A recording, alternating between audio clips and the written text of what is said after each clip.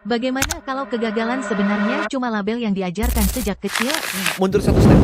Kalau kita ngomongin kegagalan, kemarin tuh pertanyaannya adalah gini, apa sih sebenarnya kegagalan itu sendiri gitu. Kegagalan itu sendiri itu sebenarnya cuma sebuah konsep yang diciptakan manusia. Oke. Ada nggak binatang yang ngerti konsep kegagalan? Nggak ada. Natural law itu nggak ada yang namanya kegagalan. Apa yang kegagalan gitu? Mau ada yang pohon ambruk gitu, ya pohon ambruk gitu. That's it gitu kan. Bukan, oh dia gagal berdiri gitu kan, ya enggak juga. Waktu kita lahir, kemudian bayi merangkak, berdiri dan jatuh. Apakah dia itu gagal berdiri? Ya. Yang kita nggak ngejudge itu gagal kan sebenarnya. Ya udah, lu berdiri lagi aja. Terus lari kesandung terus jatuh. Habis itu masa aku gagal berlari, kan nggak juga.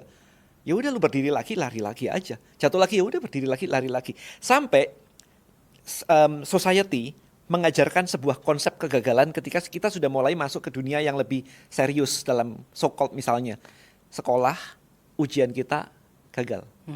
Dalam konteks nilainya tidak sesuai ekspektasi, nggak naik kelas. Berarti kita tiba-tiba dikenalkan dengan sebuah hal yang namanya kegagalan, dan ketika gagal kita dimarahin orang tua. Sehingga asosiasi kegagalan sama dengan menyakitkan ini tertanam di otak bahwa kalau gagal gua harus malu. Ya. Dan itu menyakitkan. Jadi kan konteksnya begitu.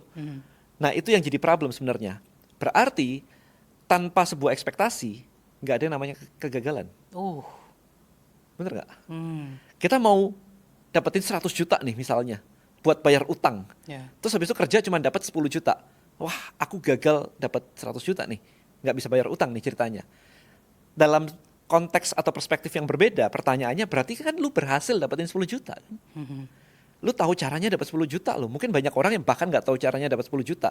Cuman saking ekspektasimu di 100 juta, maka kamu bilang 10 juta ini sebuah kegagalan.